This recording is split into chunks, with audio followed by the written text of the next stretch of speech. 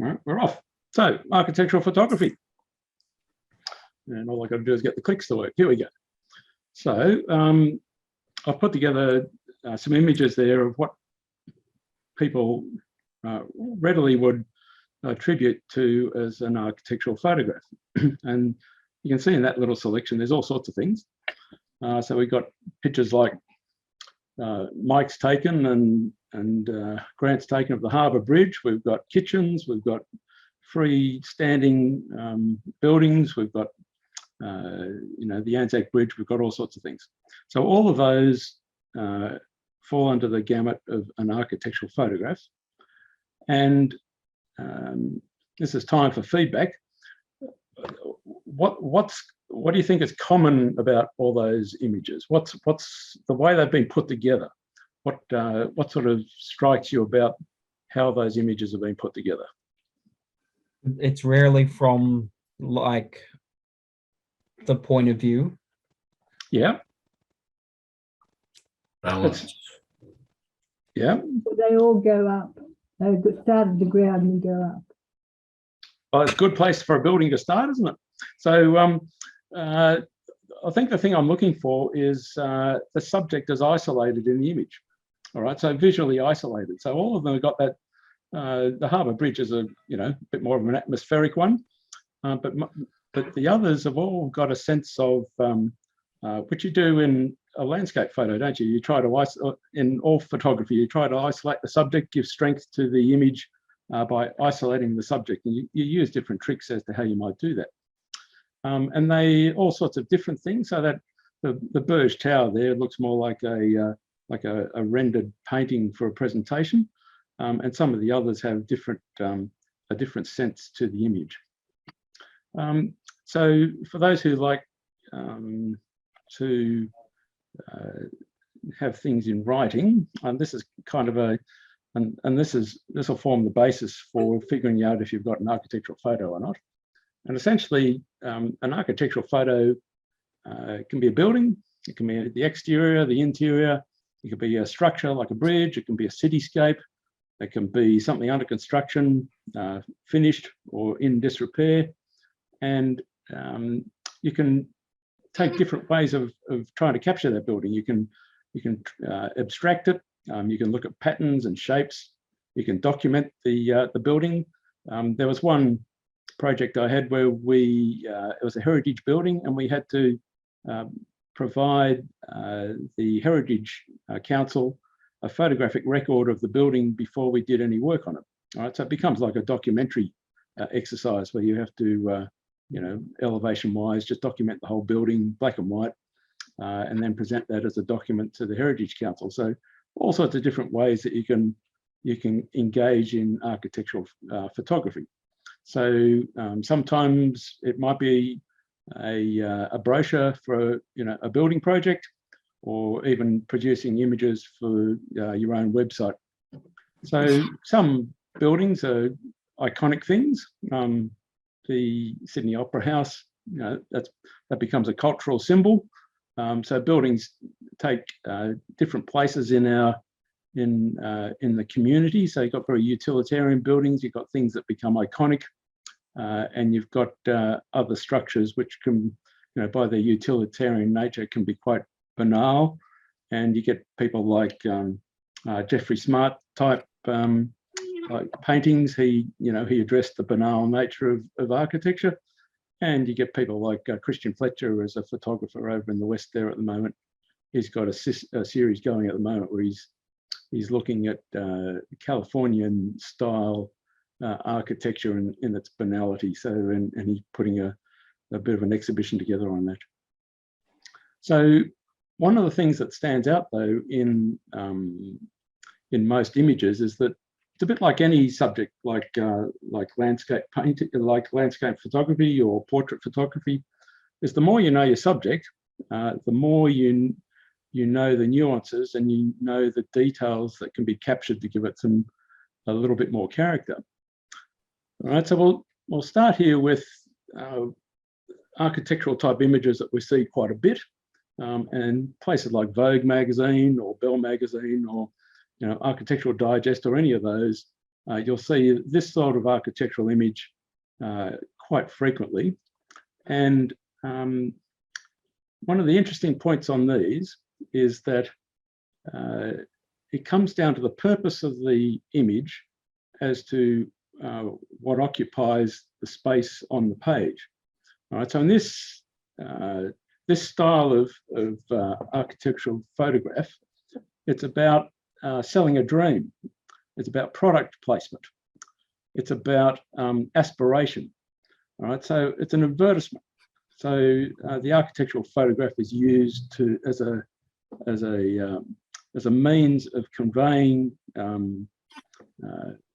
to someone who's reading the magazine the stuff that they should be buying, trying to give them, because each of these images, you'll go to, page 65 at the back of the magazine. It'll tell you where to buy the chair, whose lights they are, whose dishwasher it is, and the actual putting together of the image.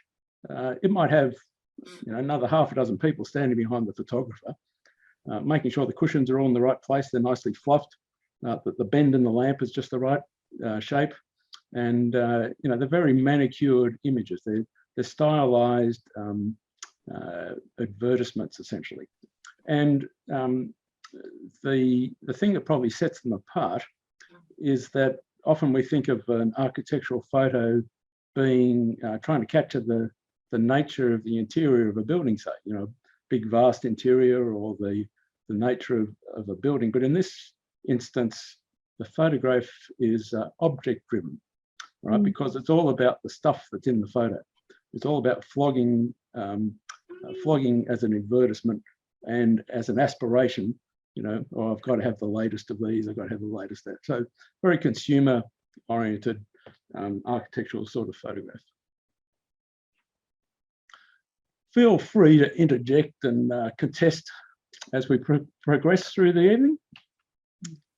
The second one, which is kind of similar, is the architectural photos you get for the property market.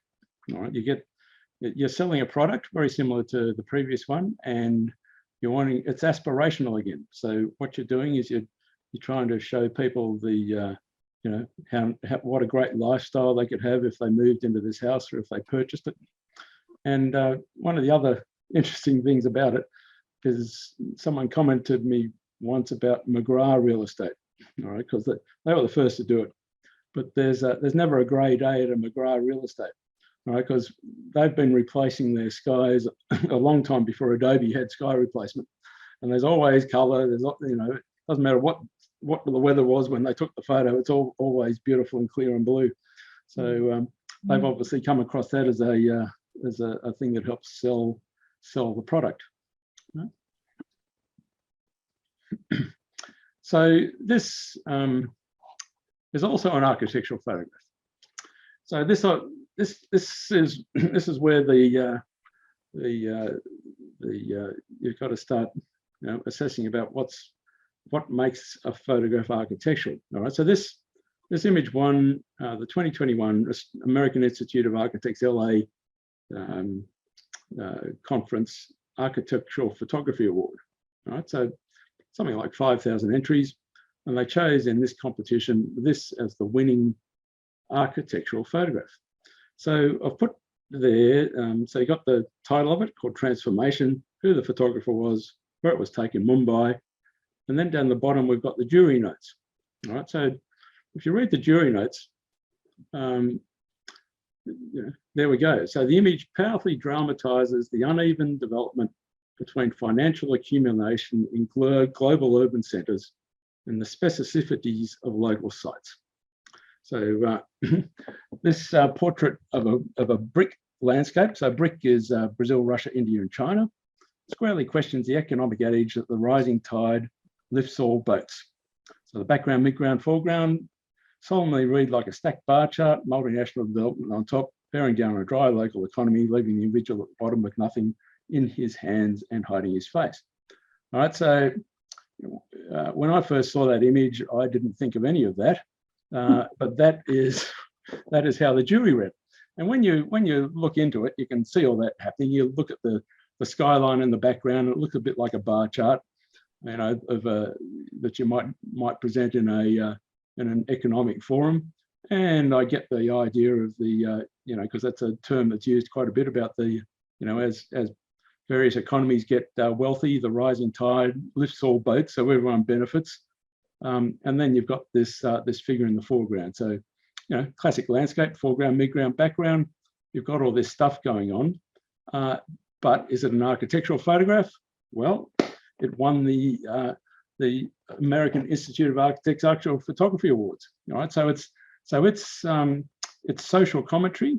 It's got an agenda, and it's got some buildings in it. And I think that's about, you know, how do you define an architectural photograph? Well, have a look at that one.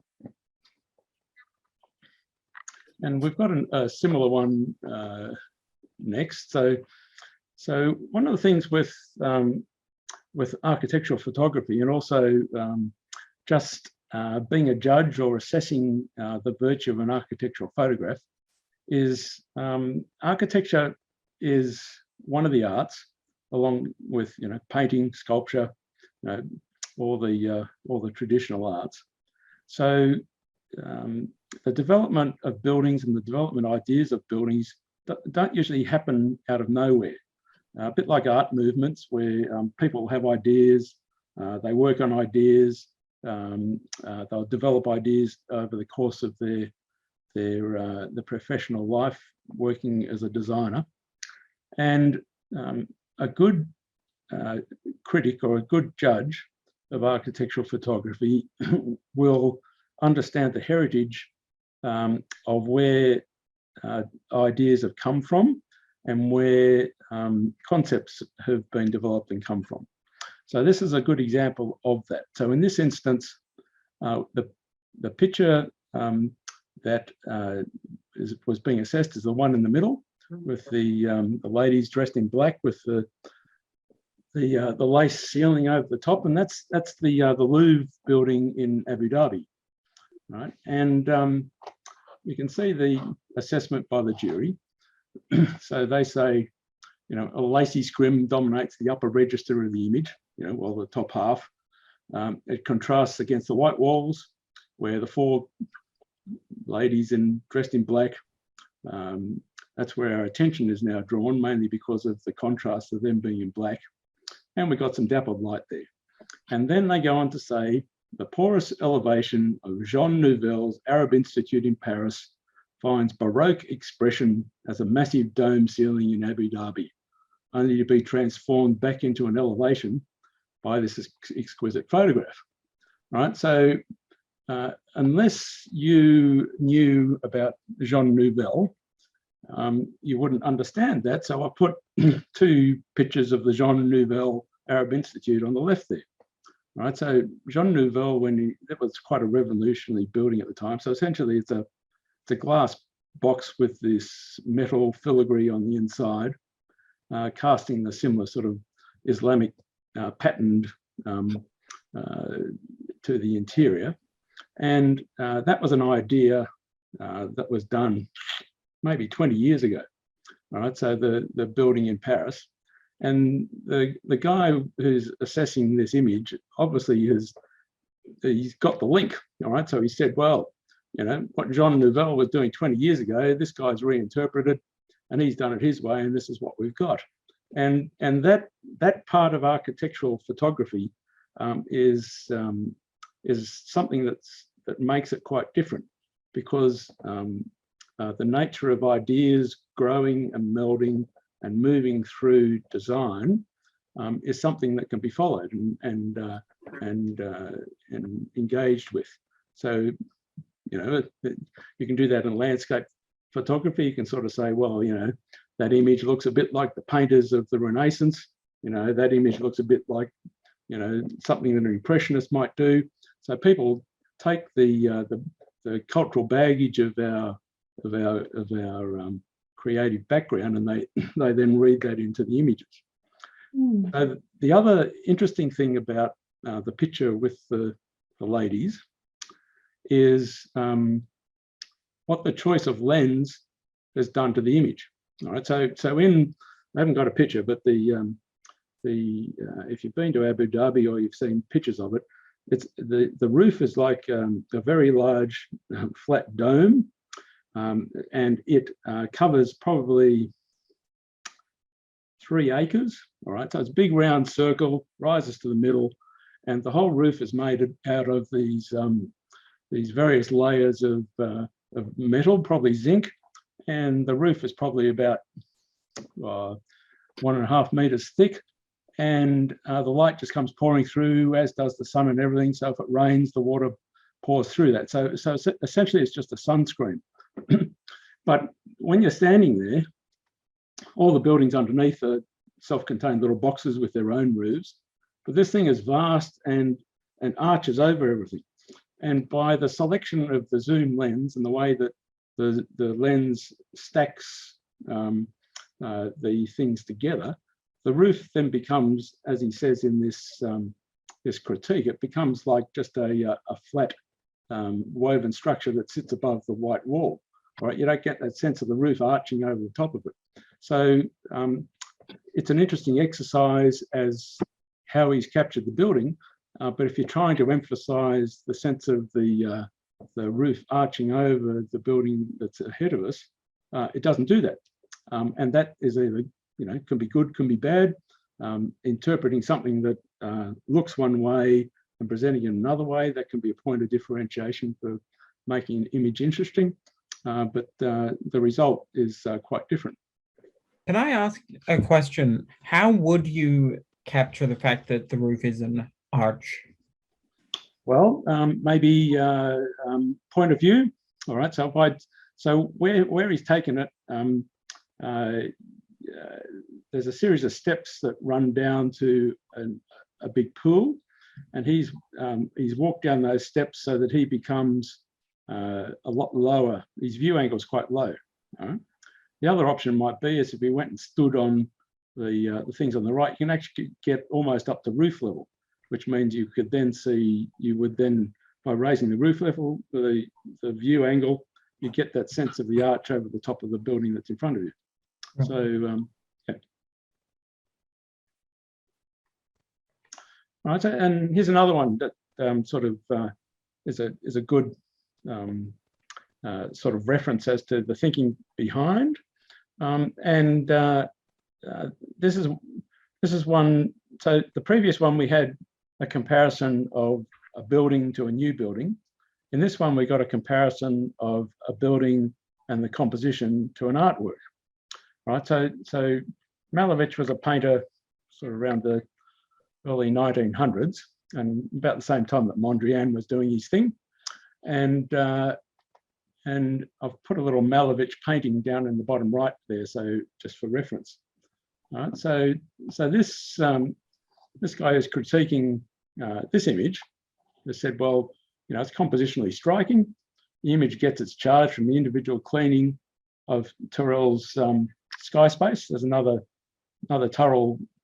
Turrell's got lots of sky spaces around. We've got one at Mona down in Hobart. And he's used photography to flatten the space, and it comes at the expense of architectural intent or understanding. But this playful Malevich-esque composition was too much fun to pass up. Right, so this is where I was reading there's a landscape photographer earlier in the century who, so Robert Adams, who talked about images needing geography, biography, and metaphor. It needed all three things to be an engaging image. All right, the first one being geography. It's got to be of a place. It's got to show us something, of a place, something that's new, something that's interesting. Biography talks about the photographer themselves. It's got to tell us something about the photographer, the actual image. And the last one is metaphor, which essentially is what are you showing me, and what interpretation of the scene before me are you giving to give the image meaning? All right. So in this instance, and So metaphor is a little bit different to simile. So simile is saying something is like something, which we're not doing here. Here with metaphor, we're actually saying, we're not saying that this image is like a Malevich painting. We're saying that this image is a Malevich painting. All right. So the metaphor here is that the picture is a Malevich artwork, and unless I was a well-read, well-educated judge, I would be hard-pressed to pick that. But having picked it and then comparing it, that's an interesting comparison for us, isn't it? So it steps from being just a photo of a bit of Turrell's sky space being cleaned by a guy in a cherry picker to becoming something that is then equated to a Malevich painting, you know? And that's an architectural photograph.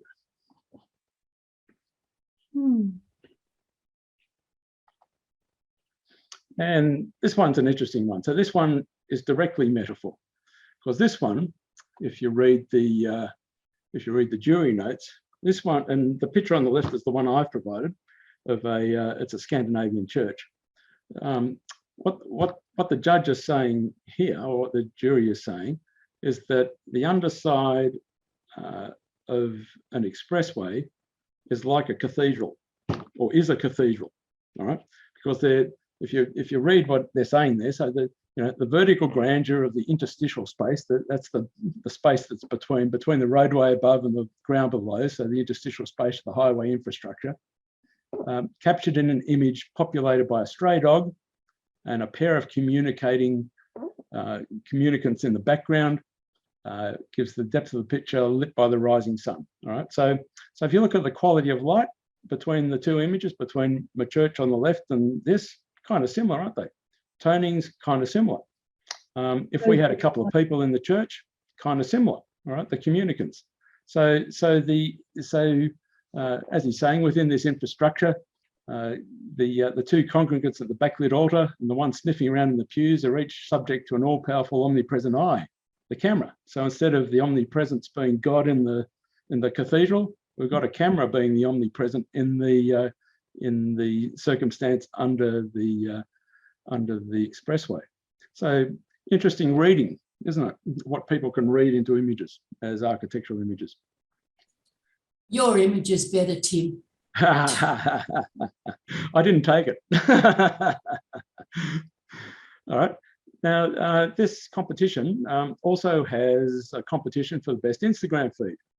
All right. So these days, as a means of communication, architects engage with social media. And in this instance, this is kind of similar to the very first one, isn't it? Where we had the Vogue magazine, because this is really product driven. So if I, the architect, am putting this Instagram feed together, I'm kind of curating how I want people to see me, how I want people to see my practice, the things that I can offer. So in some ways, it's a bit like that those three tests that Robert Adams has about geography, biography, and metaphor, because those are the sorts of things that this is telling us. It's telling us about where I do my jobs, what sort of work I do, tells me a bit about the architect.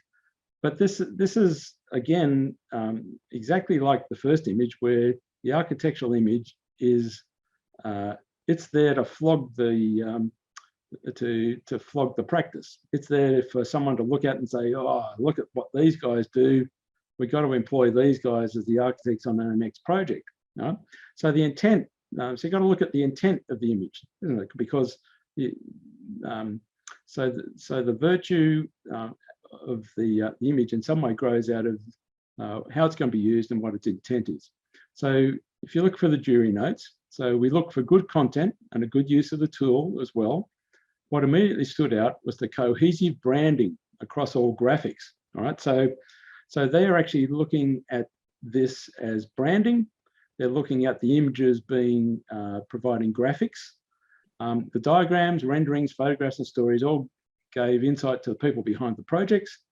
This feed showcases thoughtfully curated imagery organized into a clear but not rigid pattern. Fantastic play of geometry, scale, color, and negative space. Beautiful photography and design. All right, so this is a fashion exercise. All right, this has nothing, so I'm not, in this display, I'm not getting any sense of the character of the building so much. It's more a graphic exercise to flog a product, and the product is the architectural services. So, so I think what I've been trying to show, just to take the blinkers off here for you as to what architectural images are and what they do, and the intent that they're. It's not as simple as, you know, just taking a nice picture of a building, because every image has an intent. It's got a use. And a lot of times it's got a client, right? So it's got people who are actually telling you what they want from a photo.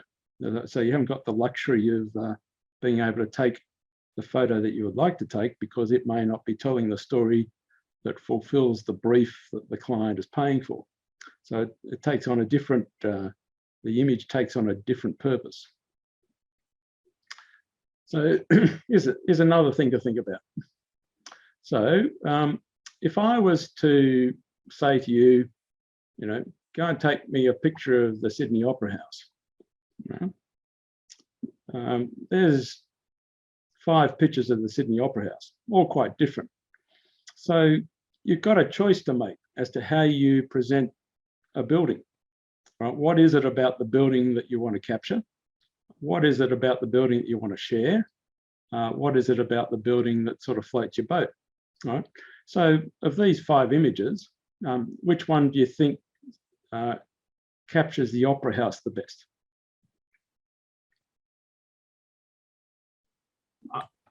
Left, top. Top left? Hmm. That's the traditional shot, isn't it? The Opera House in its context. It's got the city behind it. And so think about a portrait. All right.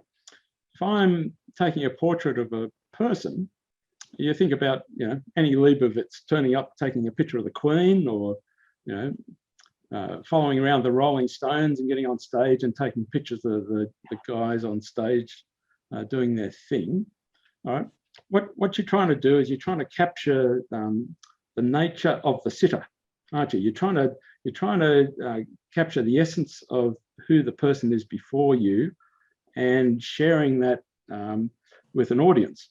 And it's a bit like, you know, we got the Archibald Prize that's just been announced, and when you go and see those paintings, I think the ones that resonate the most are the ones where you get a real sense that you could reach out and touch, or you know something about the person that is before you in the image. So that so that's where the connection happens. So a good portrait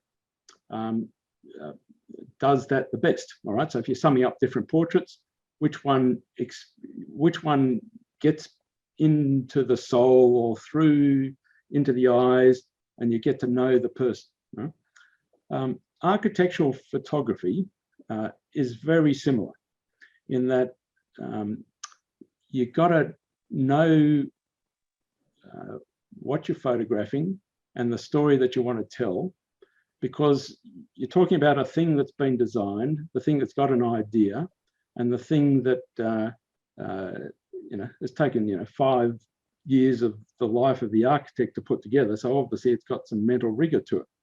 So the more that you can find out about the building, and the more that you can understand the ideas that the architect was working with, the more that informs you when you go and photograph something about, you know, the idea that the architect had.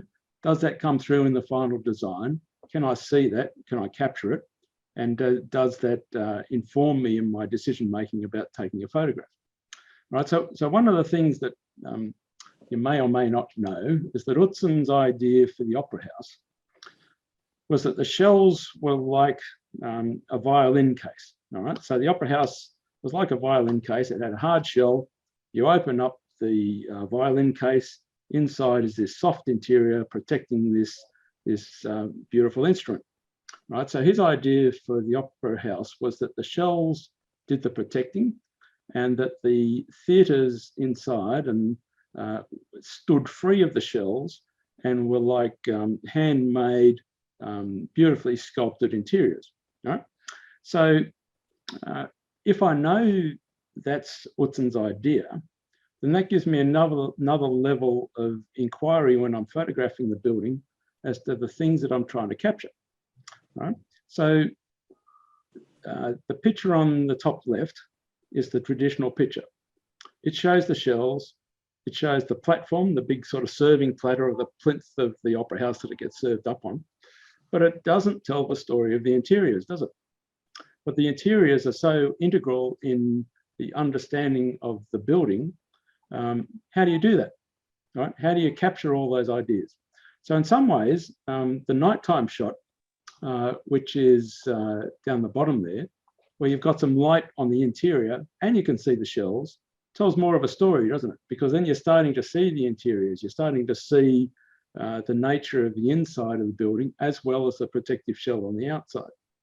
So understanding the building, the designing principle of the architect, and taking that on board and then trying to capture the building then gives you a much more informed circumstance to then come up with an image which might have a truer capture of the nature of the building. Right, so there you go. There's something to throw in there. That's my architectural spiel. Would that be the middle top one being like a reflection of the soft instrument within? Yeah, well, it is, and in some you also get to the point, I think, where you can't capture everything in one photo. All right, so some things need a portfolio to show the whole thing. All right, because there's so many things going on. So cast your mind to those weird and wonderful pictures of Picasso. All right, where when he does the portraits, you know, they look quite distorted, but if you understand that what Picasso was trying to do. So when I sit and have a coffee with you across the table, you know, you're talking, you're moving your head, we engage differently. You're not static, all right? Sometimes you're seen in profile, sometimes you're seen straight on. And those weird and wonderful paintings of Picasso are trying to capture that, all right? So what he's saying is that you aren't just the one view straight on, you're also the picture on the side, you're also, you know, you've got all sorts of things that compose my memory of you, and it's not as simple as just taking one straight on portrait, all right? So that's his idea in amongst the in putting his pictures together. And I think in some way, something like the Opera House with a similar approach, whereas a portrait photographer, you're going to need to do more to capture the whole essence of the building and understanding of the building. All right. So in summary, after having looked at all of that, well, out of the architectural festival there, we've got architectural photography falls into exteriors, interiors, sense of place, buildings in use, portfolio, and Instagram feed. They're the 6 categories that they break architectural photography up into. Sense of place is an interesting one because that's something that we also chase in landscape photography, isn't it? So what you're trying to do is capture the uniqueness of a location. It's a place where you where it could only be, and if you went somewhere else, you don't have the same effect. So same sorts of things we're trying to capture in landscape pictures, isn't it? The sense of place, and then the other ones you can see the portfolio, the Instagram feed, and the like. All right. So what equipment do you need to use? Well, I got a little bit of a list. What I'm going to do with the presentation, I'm going to I've run it off as a PDF, and then I'll share the PDF with everyone. So you've got, because we've got a few references coming up, and rather than scribbling down and trying to remember them all, we'll put them all there so that you can have a little bit of a look later. But one of the great things about architectural photography is the thing stays still, all right? So unlike my dear wife who chases birds around, or Maribi's chasing the birds and trying to get the shot of it with the wildlife shots, and trying to you know, preempt what the bird's going to do in the next scene, the building stays still. All right, it's fantastic. And it's the light conditions that change. So what you've got to look at is the best conditions to capture the building. You know, if you've got a nice shiny glass box, then you're going to want that beautiful light reflecting off the glass, and maybe you do your blue hour shot so you can see a bit of the interior as well as the outside, so you're getting more of the story happening. So it's the same as approaching a landscape. You've got to do your homework. You've got to go there a few times. You've got to find out the best conditions to photograph it under. You might photograph the same thing under different conditions as a bit of a portfolio. So you might have the, just like you go and shoot the landscape with fog, with cloud, the sunny day, the beautiful gradient sky, or the storm rolling through. The same with the building. So it reflects the same way, a different sort of condition under the lighting. All right, and you match the lighting to what you're trying to take a picture of. So if you've got the hard brutalist building, then midday sun's pretty good because you've got the really harsh shadows, so that adds to the brutality of the architecture. So as I say, with that reference previous to portrait photography, I think that's a good approach for architectural photography because you get to, if you like, understand the building and understand the design intent, and just take it to a different level rather than just a superficial exercise of street photography and snapping abstracts and the like, because that's a very easy thing to do, but to come to grips with a sitter before you and revisiting, that's different. So there's a bit of a list of the equipment I use on the left, a little bit of a blurb on the right. And essentially, tripod's essential because if you are doing shots inside and outside, you're going to end up doing long exposure. So you need the tripod to keep the camera nice and steady. You've got lens selections to make, and you've got issues about focus stacking and exposure blending. So one of the biggest issues which will come with an architectural shot is if you're taking interiors, it's very hard to get what's in a window not burnt out. So you end up having to expose your settings for a well-compensated image for the window, then a well-compensated image for the interior, then you've got to blend the two to get the detail back into the window. So you end up having to do a bit of exposure blending. And if you've got an interior like that first shot we saw, where you've got the candles in the foreground and you've got the curtains in the background, everything's got to be sharp from front to back. Because if it's an advertising shot, the guy paying the money for the perfumed candles for his advertisement, he's going to want his part of the image nice and sharp, and the guy doing the cushions is going to want his cushions nice and sharp. So you've got to have an image sharp from front to back. There's no, you don't do anyone any favors by having any soft parts in the image.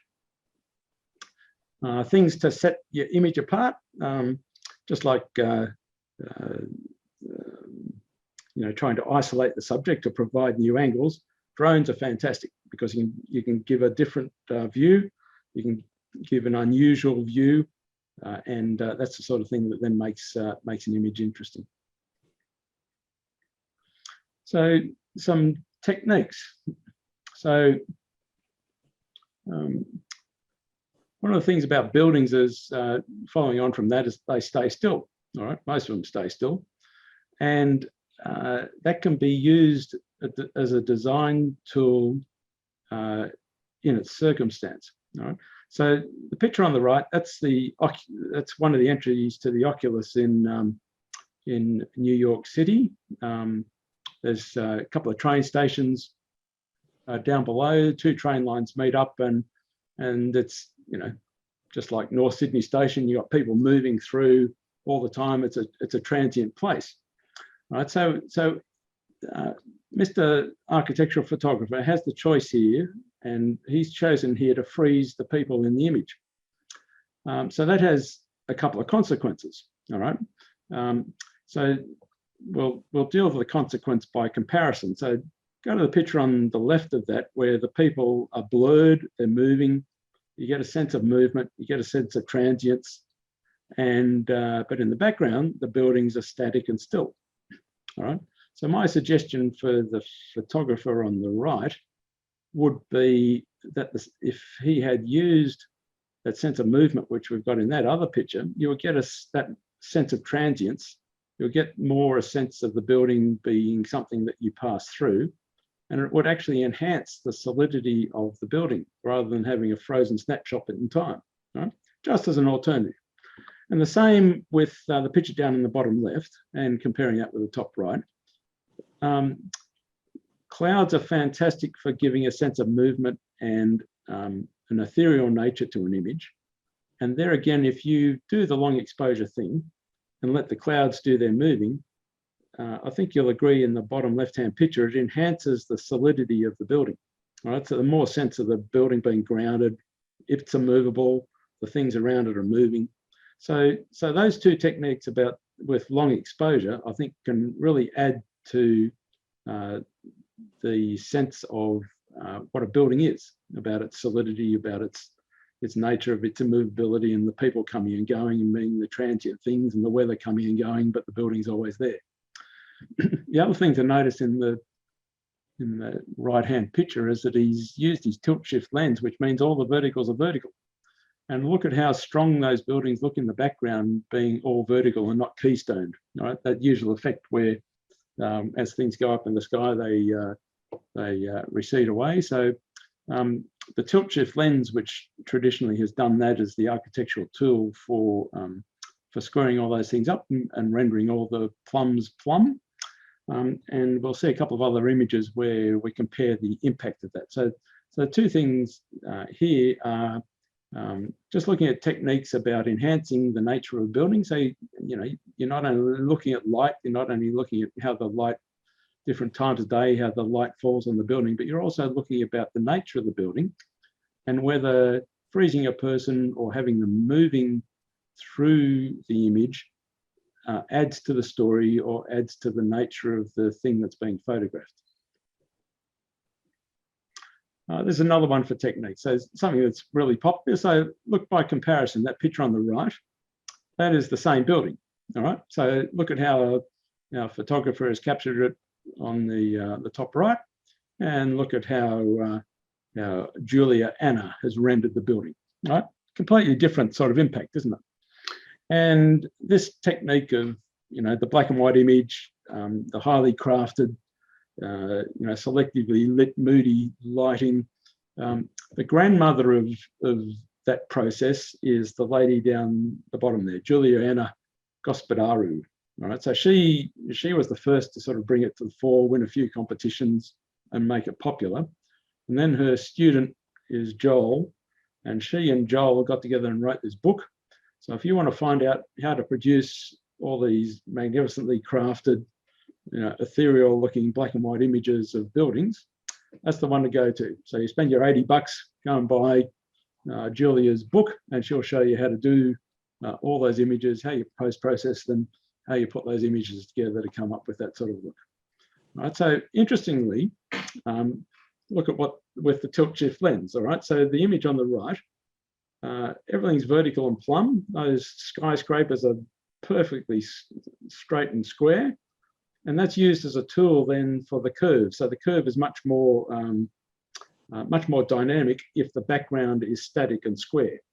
But if you look at the cover of Julia's book on the top left, she does have the keystoning effect, but she's using that for a purpose. She's using that to lead the eye, leading lines, reinforced with the light in the sky, washing down the building. All right, so used for different purposes. So some pictures work really well with the tilt shift lens and squaring things up, because then you can use that as a very formal background and do all the move in the curve in the subject, or you use the keystoning as a visual effect to actually lead the eye through the image.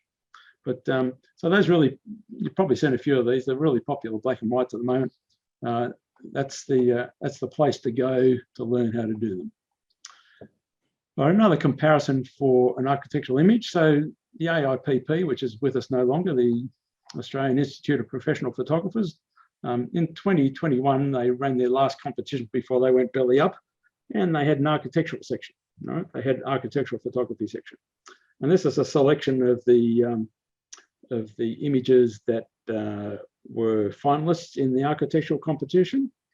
And as you can see there, we have one of those black and white images. And for those, I think a few of you might know him, that's Graham Gordon's image. So Graham went and did a course with Joel, learned how to do the post-processing, and then he's now producing lots of those black and white images because that's how he likes to express himself, with those sort of very eerily lit black and white shots. But if you look at the selection of the rest of the images, they're kind of graphic design exercises, aren't they? So the images, so the buildings, you know, that building on the top right, you've got no real sense of what it is or what it's used for, how the people interact with it. The image in the middle at the top, that's kind of like a Mondrian exercise with the pattern, the shape, and the color. Top left is you know, a black and white sort of silhouette exercise of making things look interesting. That's Corilpa Bridge in Brisbane. Yeah, yeah. And you know, the bottom left, you know, it's an exercise of the yellow box and the contrast with the plain grey sky and the textures in the wall. You've got the aerial view of the trains, and the one on the bottom right is kind of like a Jeffrey Smart type of approach. You know, trying to sort of abstract things. So they're all images which are more like a graphic design exercise, aren't they? That you don't get a sense of moving through the space, of the volumes in the building, of engaging with the building. The building becomes an abstract exercise. So there's nothing wrong with that. That is a valid approach, and it's been rewarded by the Institute of Professional Photographers. And these are 5 of their picks for how you do an architectural photograph.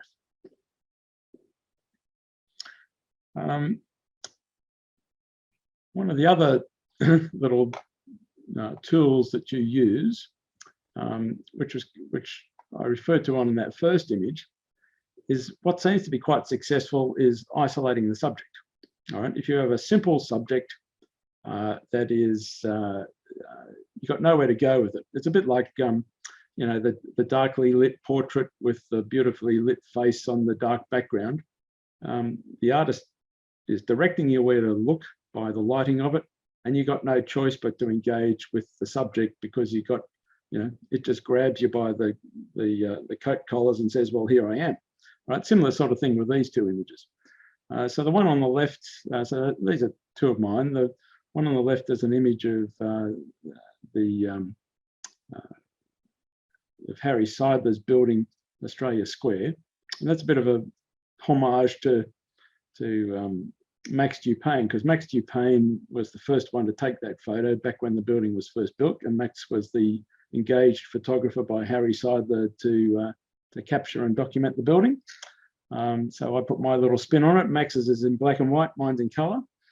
And the one on the right is another image of mine, which is a building down in George Street. And it actually ended up being a finalist in the Silver Lining Awards with those other images that I showed you a moment ago. Now, the reason I show you the image on the right is to compare with the equipment list. All right. So this image on the right was taken with my Sony RX100 version 5 point and shoot, 24 megapixels, and a bit of Photoshop.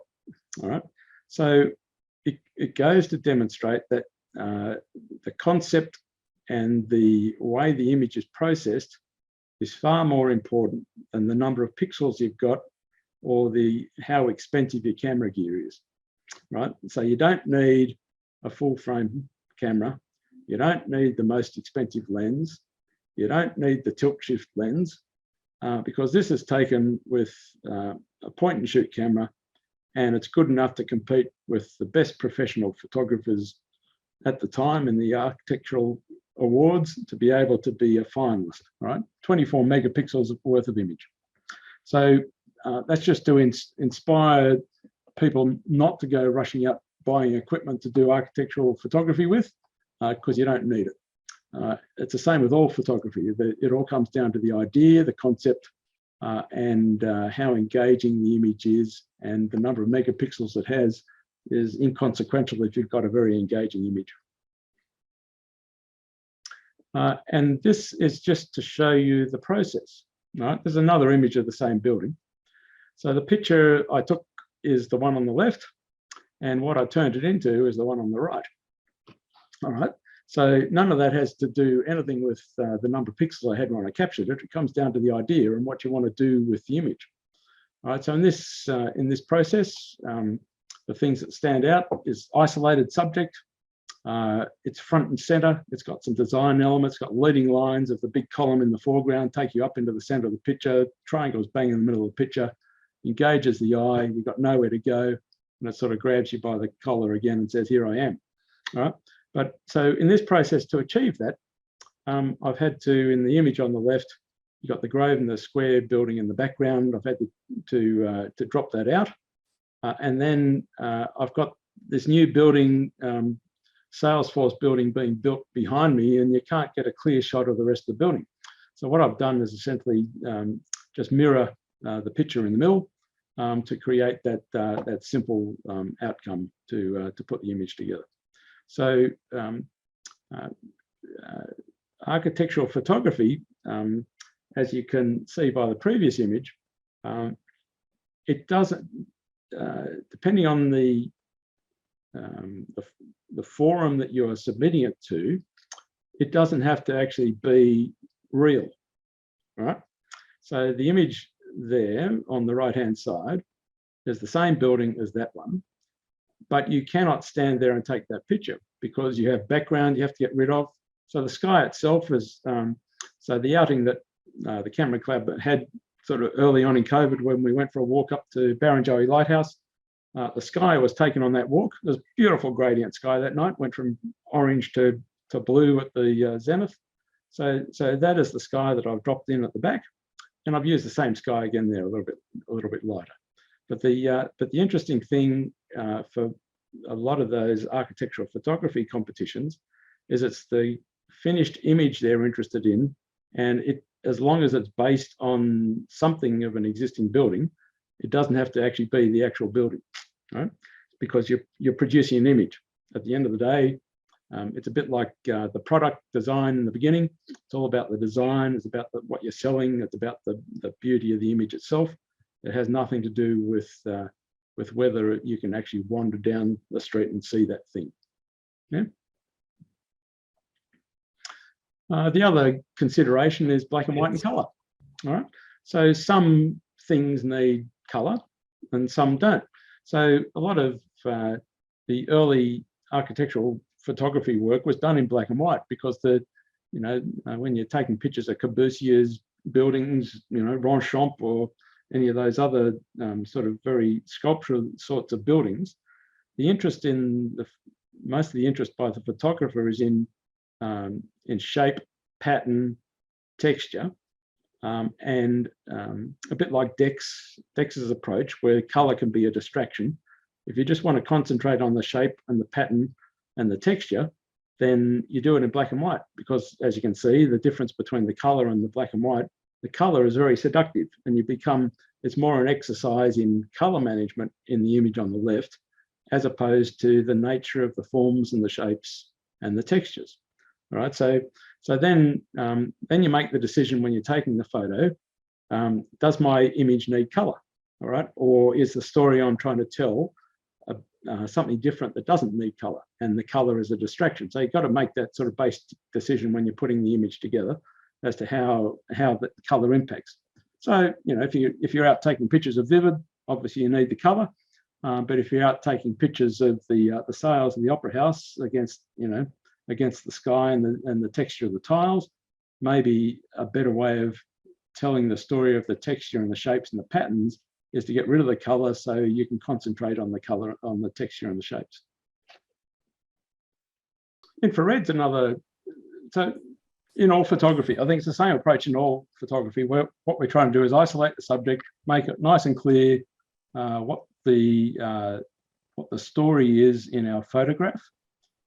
So it's either of a thing or, it's a bit like, I always use the analogy of another way of looking at it is like writing poetry, all right? So you start off by doing your draft, you've got a page and a half of poem, and then you start tightening the words, you start leaving bits out which say the same stuff. So you try to get to a point where you've used the least number of words to say the most that you can. And it's and then you get to the position of the sort of Japanese tradition of writing haiku, where 3 words and you evoke all sorts of things. So it's a bit like that with a good image, isn't it? Where all the distractions are taken out, nice and clear. There's nothing in the image which shouldn't be in the image to tell the story. So that's what we're trying to do, no matter what the genre of photography. So whether it's a portrait, whether it's a landscape, whether it's food photography, or whether it's architectural photography, same intent, where you're trying to isolate the subject or make it clear as to what's going on. So one of the fantastic things of infrared is that the 2 most impressive things it does is it changes green foliage to white, and it changes skies to often black gradient or grey to black gradient skies. So there are 2 design tools you've got then to structure the image so that you can impact how the image gets read. Right. So in this instance, the picture on the bottom left, that's Chifley Square, and that's the Deutsche Bank building. And in Chifley Square, there's a series of these cabbage palms that are around in the courtyard of the Chifley Square building. And on the right lighting conditions, under the infrared, the leaves of the cabbage trees are rendered as you see them there. And under those same light conditions, you get that lovely sheen that then happens off the aluminium panels running up the Deutsche Bank building. And then in this instance, I haven't used the tilt shift because I wanted that sense of movement and direction up into the sky. And it finishes off with the sort of the Batman tower up the top of the Deutsche Bank, right? So by comparison, I haven't got the image to compare, but by comparison, you've got, an image under normal visible light. You're going to have dark green leaves, dark shadows, and you're going to have a lot more contrast without the subtlety that the infrared gives you. So as a tool for managing light in a black and white image, because a lot of the time architectural photos are black and white, great tool for black and white image making for buildings. And the same with the one on the right. Unfortunately, you cannot take that shot anymore. I went and tried about 2 weeks ago, and they're building a new high-rise building between the crisscross in the foreground and the crisscross in the background. So this is a historical photograph, never to be shot again. So this is one where I actually went into town specifically to take the shot because of the weather conditions. Because usually with infrared, the sky will end up going black because, cobalt blue sky absorbs all the red. Therefore, when the infrared takes the picture, the red is absorbed, therefore it's black. So you get this really, black, deep, dark gradient skies. And it was hard in the other images that I'd taken to separate the building from the sky, because you end up with some dark shadows and you get a little bit of a lacework of the Chifley Tower and this other building in the foreground.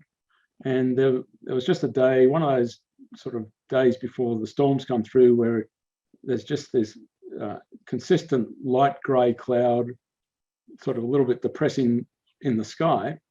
But under infrared, it's like a light box, all right, because it's bouncing all the light off this nice soft light all around the place. Instead of the sky being black, it goes this white color. So I took myself into town, took that shot specifically because of the white sky being quite different.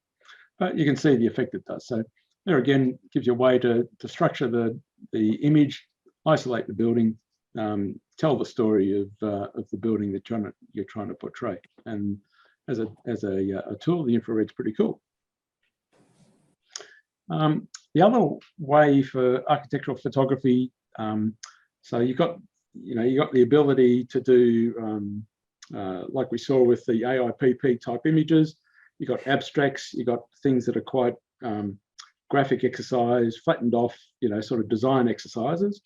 You got the portrait approach where you can treat the building as if you were had someone sitting before you, and you get to know the thing before you, get to understand it, tell the story about the thing that's sitting before you. The third approach would be by using a couple of images and telling a story. All right, so these are 3 images that did quite well for me in the Australian Photography magazine. It was actually the other one, Capture magazine, in emerging photographers competition. So I put these in the art category, and they came 3rd as a portfolio. So one of the good things if you're looking at entering some competitions is the ones that Capture magazine, Australian Photography magazine run. A lot of them are portfolio competitions, which means you've got to have 3 to 5 images that all work together, tell a story. And in this case, the story that comes out of 3 images, the 3 images together create more than just the 3 images. It creates a bigger story. And so one of the little sort of sides to that to think about if you're going to do that sort of thing is in a portfolio, as when just a single image, you're trying to, when the judge is looking at the images, you want to get rid of all the distraction.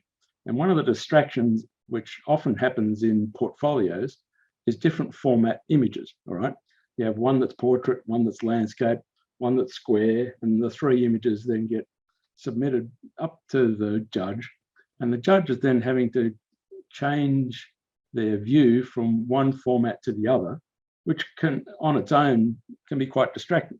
All right, so one of the tricks you do to ease that is you make all the images the same format. So when the judge is then scanning between the 3 images, much more seamless. They're not worried about the distraction of trying to change the way they look at the image by the aspect ratio of the image.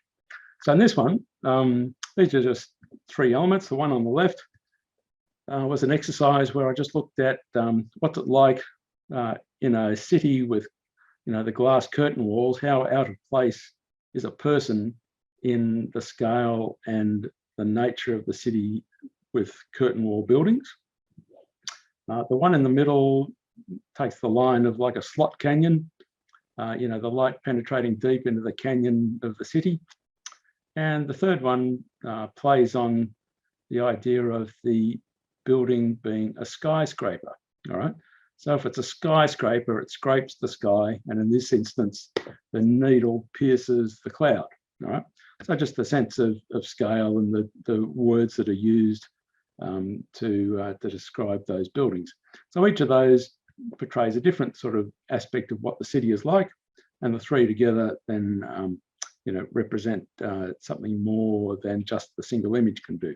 So the idea in a portfolio, so a bit like doing the portrait thing, you can then pick different aspects of your subject together, and then those 3 images all seen together then form more of a story about the building that you're trying to capture. Yeah. There's another 2 ways of doing a bit of a story. So the one on the right is the Chiesa del Redentore by Palladio in the island of Giudecca at Venice. And I took this fantastic shot of Palladio's interior. And then I thought to myself, well, I've seen that shot plenty of times. I've just taken my version of it. What twist can I put on it? So that part of Venice still suffers from the aqua alta. And so at times of the year, it'll flood. And I used that fantastic software plugin for Photoshop Flood, and I created my own Aqua Alta to see what the interior of the Chiesa del Redentore might look like in Aqua Alta. So that was a bit of fun. And the one on the left is the Chateau Chillon on Lake Geneva in Switzerland. And I've been to the chateau before. It's the interest. Its biggest claim to fame is Lord Byron engraved his initials in the basement. Right? So he also visited there. It's been around for quite a while. So a bit of a graffiti artist, our Lord Byron. But when Robin and I were there, we saw this ferry right on the other side of the island of the lake, and I knew there's a little wharf near the chateau, and so we actually sat there and waited 45 minutes to an hour for the ferry to come across the lake, because in storytelling, taking the picture of the building on its own, really interesting, quite an interesting building, nice reflections, great conditions. But the added interest of the old ferry in concert with the building just adds more story to the image, right? And those are the sorts of things when you're on holidays or when you're traveling, you've got a bit of time if you're not on one of those bus tours, and hanging around and waiting for those happenstances to, it's like on a stage, like we were talking with Andy the other day, you've got all the actors coming on and off the stage. In this instance, we had to wait for the actor to arrive from stage left, just to give us a little bit more interest in the composition in the image. So in this way, the building is more than just a picture of the building. You're putting it in a little bit of a context, adding a little bit of a story. And that then goes on to how you might treat your travel photography. All right, so if you so you can see here that these are specific architectural type shots, but they're kind of unique. Some of them you can't help but take. So the two in from the bottom left, that church in Paris with all the glass walls, and the trick with that, you got to turn up at sort of 3 o'clock in the afternoon, because that's when the light goes ballistic, pouring through the walls of the church. One to the right of that is in Abu Dhabi. Then you've got Kathmandu, and then you've got Iceland in the bottom right, the Grimskirk. You've got some basils the top right. You've got the Roman Pantheon in Rome. You've got Venice. You've got the interior of the lighthouse at Bruny Island. You've got Sagrada Familia, and in the bottom left you've got the 3 windows at Machu Picchu. So quite architectural shots, but they take on, if you've got a specific thing in mind, you can do your homework well before. Check out the Instagram accounts. You see all the pictures that everyone else has taken of the place you're going to. So that enables you to do your homework. And then when you turn up, rather than take those pictures, you've got that as a bit of a first stop. And then you can then interrogate what's before you and put your own spin on it. And then that sort of rigor, then, you've got a group of images which are quite unique and form a great sort of record of your travels. So another way of putting your architectural photography to work. So I've got some references there for architectural photographers and some interesting articles. So 3 photographers I'd point you to. So Harold Casno. So you may not know of Harold Casno, but he was the granddaddy of landscape photography in Australia. He was the first photographer that was inducted into the Royal Academy in London. First Australian photographer. So, but he is actually came from New Zealand. Came and worked in Australia, and he's taken the sort of the famous shot of the tree out at Wilpena Pound. Lots of shots of the Harbour Bridge under construction. I think the first big commission he got was to actually document the rocks before the construction of the Harbour Bridge happened. So he worked for the then Rocks Authority, documenting that old part of Sydney. Max Dupayne is sort of a very famous architectural photographer, worked a lot with Harry Seidler. So Harry Seidler, all his buildings, Max Dupayne took all the photos of, and they had a good working relationship. And essentially, that's what happens with architects and photographers, is that the architect will want a photographer who puts the best spin on their building, makes it look heroic and at its best. So if you find the photographer who does that, then you hang on to him. And in that case, Harry Seidler found Max, and Max liked working with Harry, so they had a great relationship, and Max built up his practice that way. Max was also quite influential in the development of photography in Australia. And John Gollings is the current doyen of architectural photography. So he's the guy at the pinnacle at the moment. One is in Capture Magazine, a little article in Capture Magazine talks about architectural photography, and it's got what they reckon are the 5 great architectural photographers at the moment. The second one is the Sony World Photography competition last year, the architecture section. It gives you a link to that to see the architectural images from the Sony competition. And the last one talks a bit about the impact of media on architectural photography, and how more and more video is coming into play, or short video is coming into play in architectural photography, because it can present a building in a different light. So for instance, a little bit of architectural history.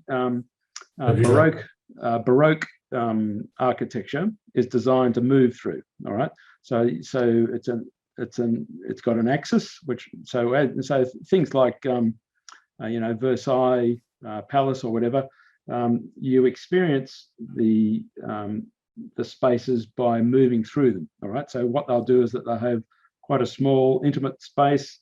As you move through that, you then go into a big place. So the idea is that the impact of moving into the big space is heightened by having previously been compressed in a small space, and it's quite axial, where you actually walk down the centre of the building to experience it. Right?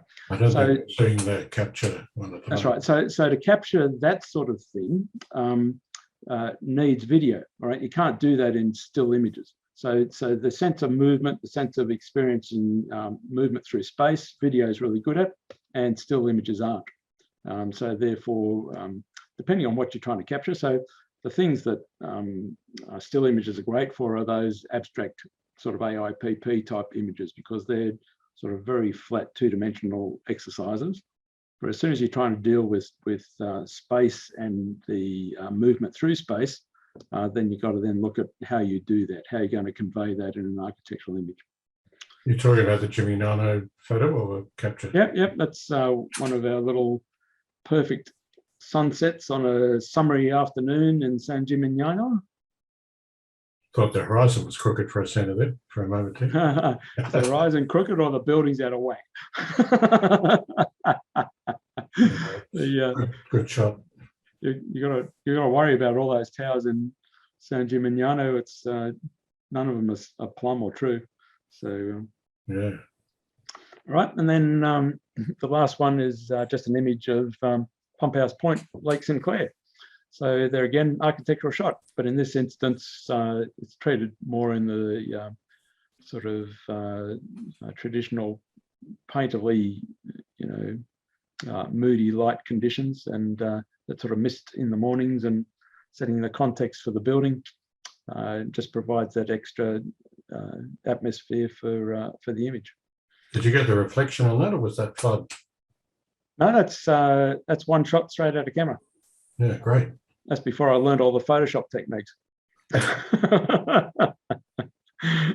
Before flood came along. That's before flood came along. That's right. Doesn't do such a good job.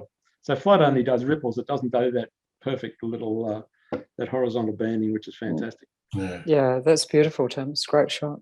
All right, and then if you want to have a look at some other things, if you go to my website, there's portfolios, there's architectural portfolios, and the Instagram handle there, that's the architectural account that I've got just for taking putting the architectural images in. So that gives you some other things to look at.